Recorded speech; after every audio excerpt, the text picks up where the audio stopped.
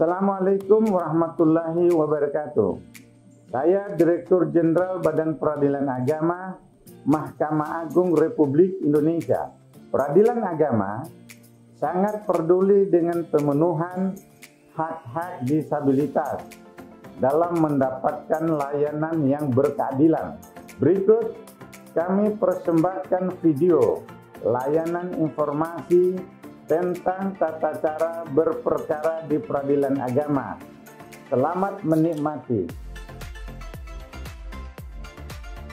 Peradilan agama di bawah Mahkamah Agung Republik Indonesia bertekad mewujudkan pengadilan yang inklusif untuk tercapainya visi Badan Peradilan yang Agung.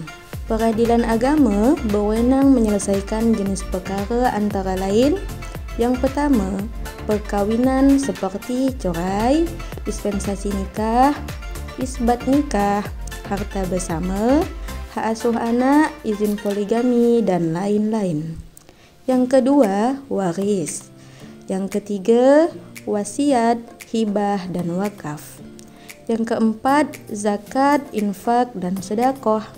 Yang kelima, ekonomi syariah. Dan yang terakhir, keenam, jinayah khusus untuk Mahkamah Syariah di Aceh.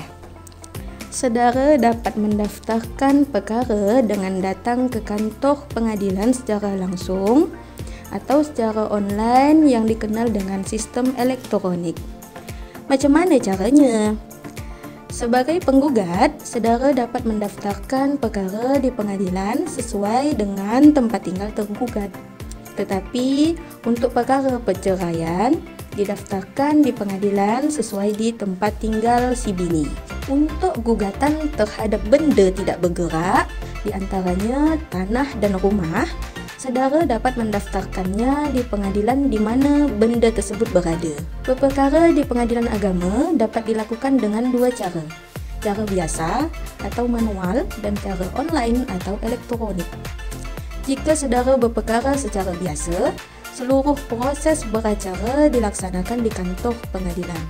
Syaratnya cukup sederhana, hanya membawa iktp dan menyerahkan surat permohonan ataupun surat gugatan ke pengadilan.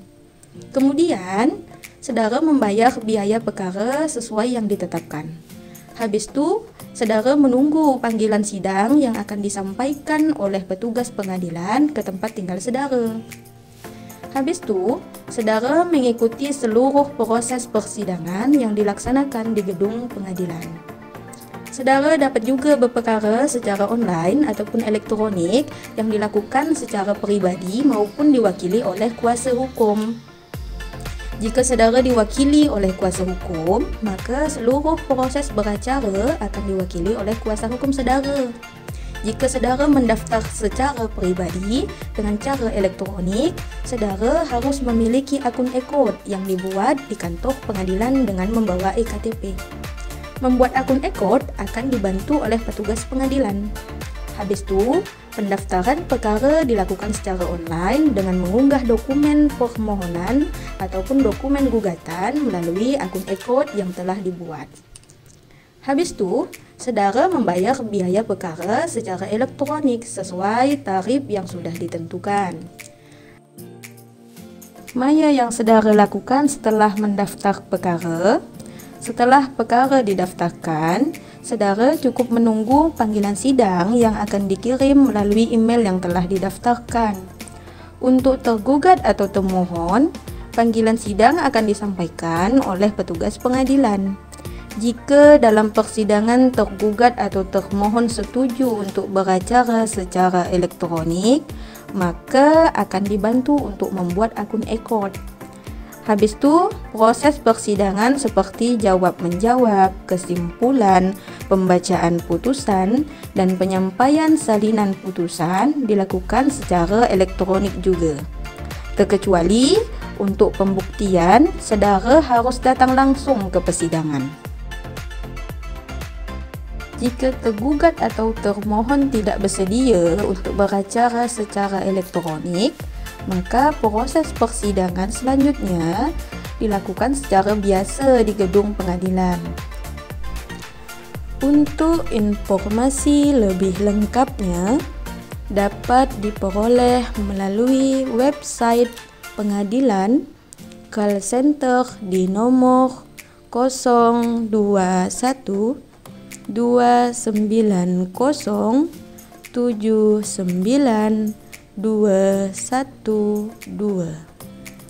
PTSP online di ptsp.badilag.net atau meja informasi di pengadilan yang saudara datangi. Salam inklusi.